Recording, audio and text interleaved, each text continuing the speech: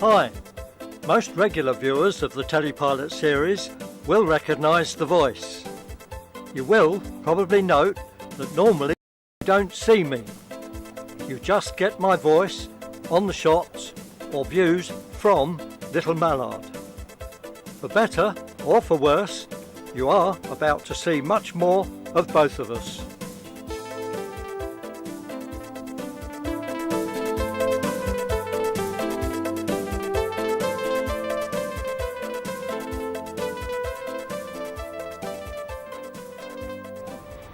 Well, I'm just checking to see if the light's flashing. If the light's flashing, it means there's a ship on the move, coming in or going out. The light's on the lifeboat station there on the top corner, just underneath the flag, but it's not lit at the moment, so there's no shipping movements. We're probably too early on the tide.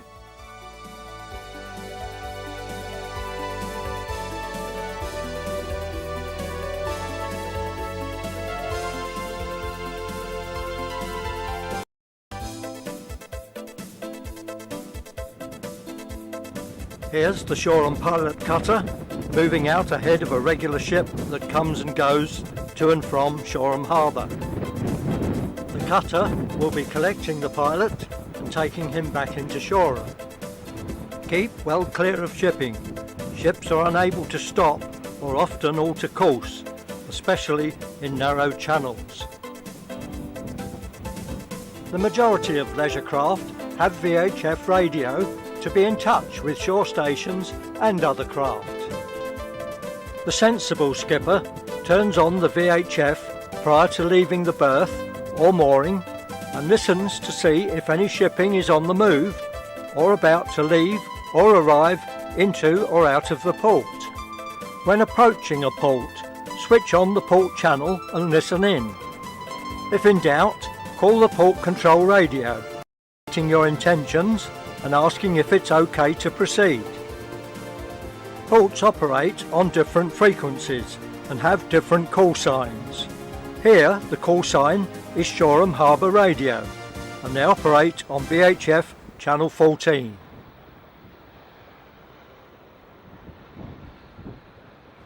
Now, here comes Little Mallard looking out for fishermen on the piers. Fishing lines can often be a hazard when small craft pass close to pierheads. Little Mallard held back after seeing the large ship warning light that I indicated earlier. Watch out immediately outside solid piers for choppy water bouncing back off the piers in rough conditions.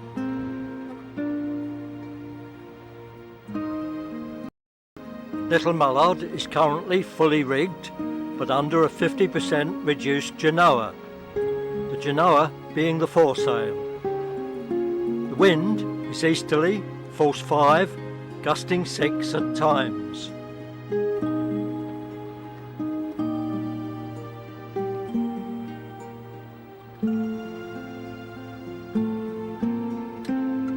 Here you can see the pilot cutter about to collect the pilot via a specially constructed rope and wood-runged ladder, called a pilot ladder.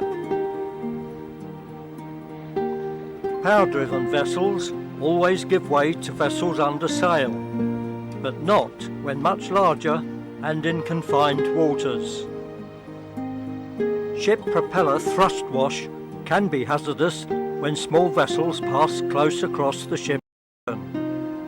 Especially beware when the ship is likely to power away, as on this occasion, when the ship's master is likely to proceed full ahead, wanting to fast make a passage.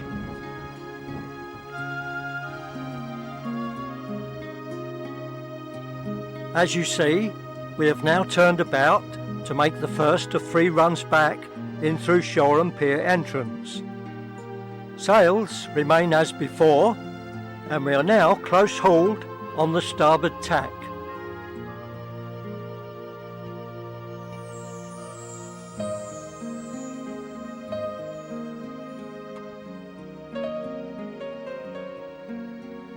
Depending on your direction of approach, Take a wide sweep into a harbour when visibility is restricted by the piers or any other obstruction. Your requirement is to starboard, that's to the right, allowing sufficient space for vessels leaving the harbour.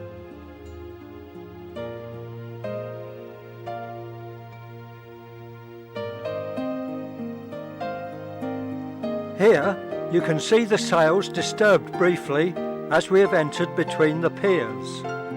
Always be on your guard for this. OK, we're on our way out again, and you may regret not always remembering this next piece of information.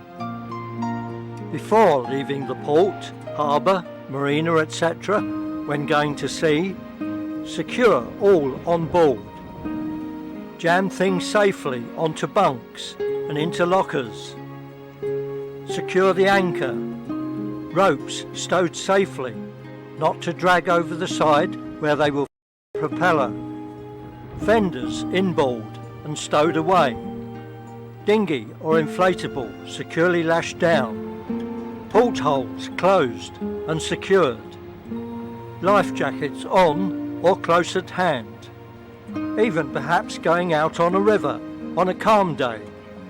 Do remember, passing craft produce a wash, often causing problems equivalent to a rough sea.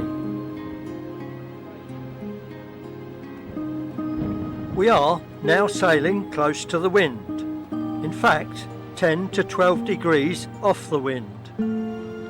When almost ready to tack, fall off the wind a little to gather as much speed as possible for a fast tack, especially in a motor sailor like this, where the wheelhouse structure will slow the vessel.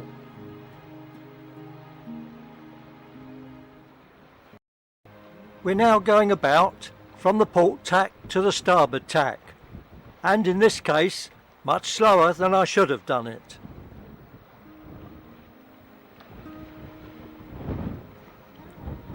Note the foresail, the genoa, adjustment is from within the wheelhouse. The main and mizzen sails simply look after themselves. So, here we go again, gathering speed inwards. The pilot cutter has been watching little Mallard ploughing about here off the piers, but now decided to slip into calm water ahead of me. While we have the pilot cutter on shot, a little bit more information. To make the best speed on a passage, all sails of course have to be fine adjusted according to wind and the track the boat is required to make. An experienced yachtsman will fine-tune all sails to get the best performance from the available wind.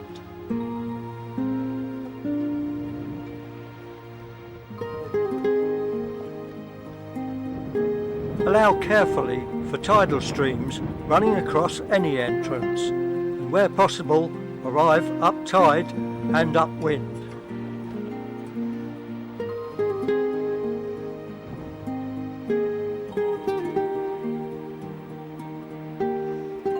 Most sensible yacht skippers, when it's possible, will set and drop sails in sheltered and calm waters. However, this is only sometimes possible if location rules permit, if the skippers have the experience and confidence to do so, and after consideration of other vessels, their movements, and the size and layout of the port. Voyage planning is a very important component for any boat skipper. Sail setting and dropping should be part of this.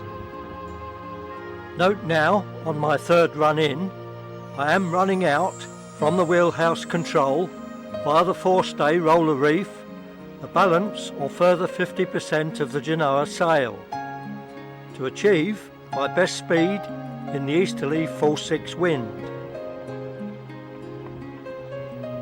I can be seen here, working hard, winching back in the genoa for maximum effect for the direction again required to enter through the piers.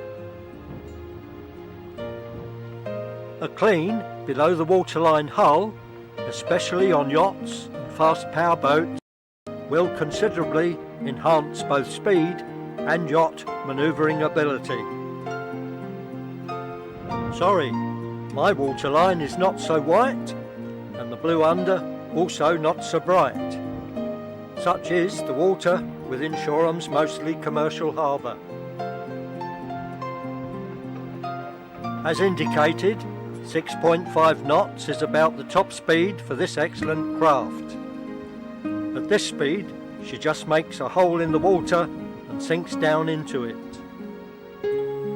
However, as I indicate in part 2, I have no regrets in purchasing her. She does all I've asked and taken me on many Tele-pilot sea miles. We're now punching the ebb tide. Up ahead is a sharp and narrow turn to port, but no problem, as we will begin to run free with the wind astern. Sails will be eased out to collect all the wind possible. We then have the opportunity to goose wing the sails. That is, the mainsail out on one side and the mizzen and the genoa out on the other side. Much experience is necessary sailing the larger yacht in confined waters. Land mass and other close passing vessels will cause large variations in wind speed and direction.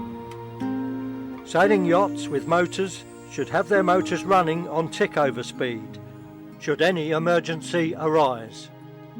May I wish you all great sailing.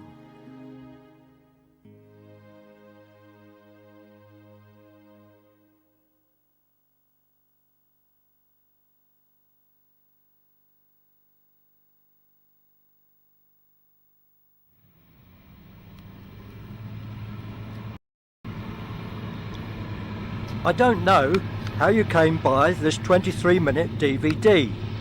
The normal price is just a £5. However, do go to my website and you will qualify for my free 40-minute Tele-pilot Good Life DVD.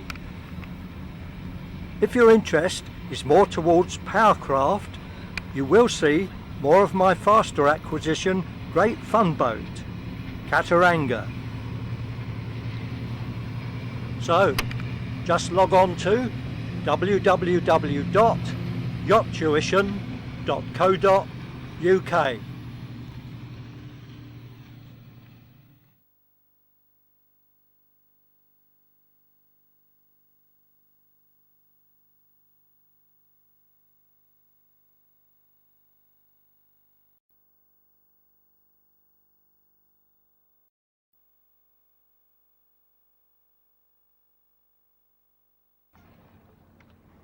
Well, just trying to think how long I've had this boat now.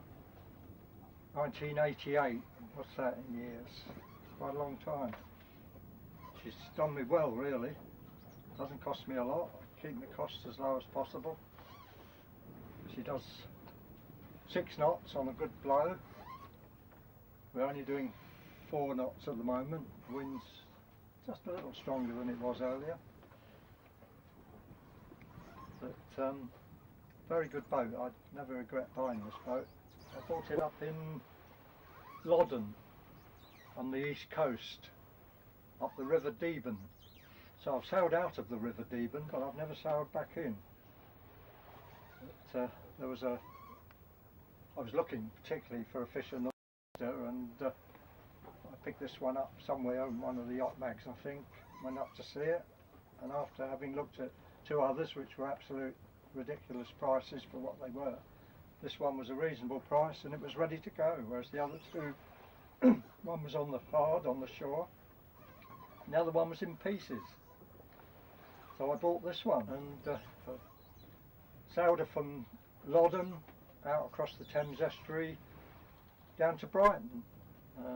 My girlfriend lived in Brighton, so we brought it down to Brighton. Kept it in Brighton for a while. And then we kept it in Chichester for a while I started making the Chichester and Isle of Wight videos.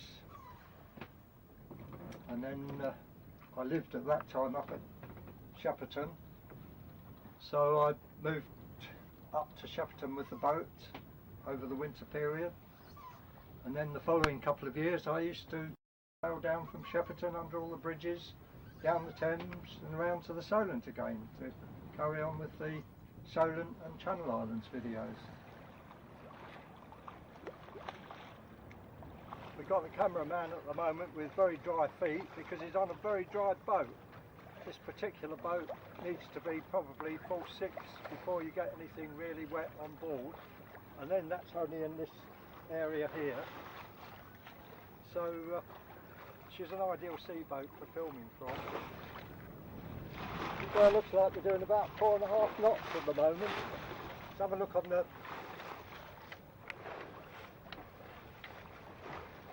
3.8 knots on the GPS, so it's a good 16 hours at this speed. Just hope we might get a bit more wind. A little bit more wind would be ideal. So we can do about 5, would be lovely. Yes, I'm just thinking of a time, one of my most worst moments at sea, off the Lizard Point. I was coming back from the Isles of Scilly, making a passage to Penzance, and I'd stayed in Penzance a couple of days and wanted to get on back towards Shoreham to get my video footage ashore. So I came out of Penzance really when I shouldn't have done. The wind was very fine on the bow. I wasn't making the speed. It was drizzling with rain. Visibility was about maybe 400 or 500 yards, and the wind began to increase, and the sea and swell was increasing.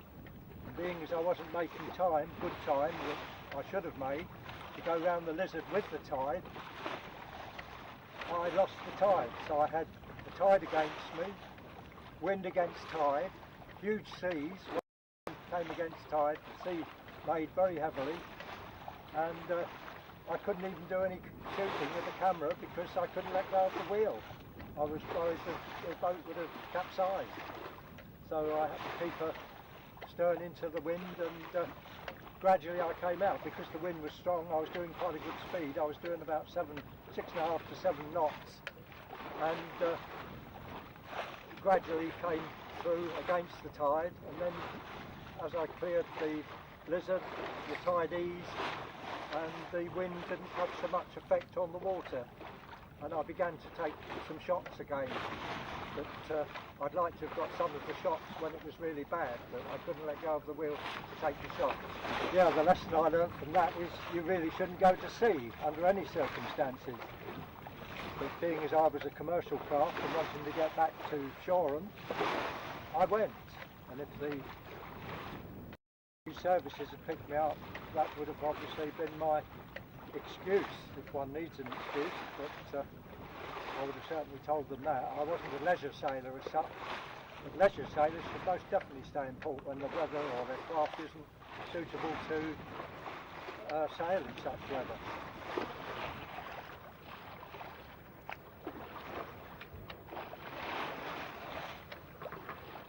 The buoys are very, very useful because they give you tide direction and strength. So if you go close enough just to pick that information up, and not too close that you get them right around your propeller. This is an ideal sailing day really, full 3. We've got just a slight chop on the water, and it's ideal for doing jobs about the boat. When the sails are set and the wind's steady, this particular model, she'll steer herself. She'll go like this now if the wind doesn't change for 2 hours. You could go all the way to Fee Camp, and then you can cook your dinner, go to the loo. Today being a nice false 3, obviously we go full sail, no cause to have reefs in. We're using the Genoa sail, which of course the Genoa, the difference with the Genoa is it always comes back behind or above the mast, whereas a jib is before the mast.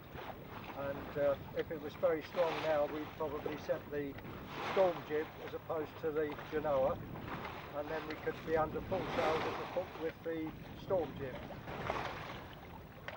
There's not much shipping around today.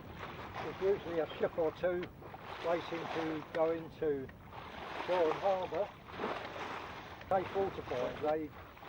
They usually make to the safe water buoy, and they'll have called the pilots, and the pilot comes out, takes them in. They have to drop a pilot ladder over the side, certainly the big ships, because the pilots climb up the side of the ship, and that can be quite dodgy. The ship usually swings round to give the pilot boat and the pilot himself a lead. On our starboard beam now we have a south cardinal.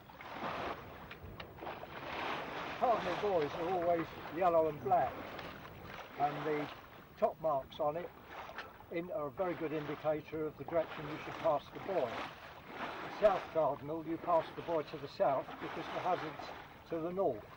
A north cardinal buoy, you pass to the north because the hazard's to the south. And then you've got east and west cardinals. Instead of the apexes going both upwards for north, one goes up and one goes down. And one that goes up and the one goes down is an east cardinal. And if they're pointing towards each other, that's a west cardinal. So you've got north, south, east and west cardinal buoys. And they're known as the cardinal as opposed to the lateral system, which are your port hand buoys, starboard hand buoys. Port hand buoys, when you're going with the direction of the stream or the channel, are red, and starboard hand buoys are green.